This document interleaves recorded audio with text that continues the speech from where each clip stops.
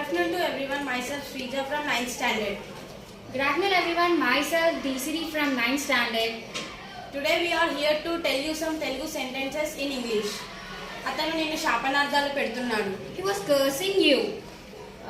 నేను పిండి జల్లెడ పడుతున్నాను. I am shifting the flour.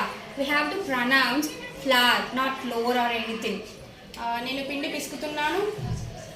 I am kneading the flour. పాలు పొంగిపోతున్నాయి. The milk is boiling over. పాలు పొంగిపోయాయి. The milk has boiled over. నువ్వెందుకు కుంటున్నావు? Why are you limping? Limping means కుంటటం. నాకు బేరం ఎలా ఆడాలో తెలియదు. I don't know how to bargain. Bargaining means బేరం ఆడటం. చిన్న విషయాన్ని కొండంత చేయకు. Don't make a mountain out of a molehill. ఈయన ఒక పని దొంగ. He's a slacker.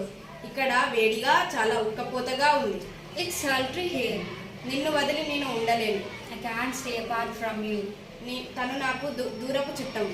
She's my distant relative. ఆ చెప్పులు నాకు ఏదో తేడాగా అనిపిస్తున్నాయి.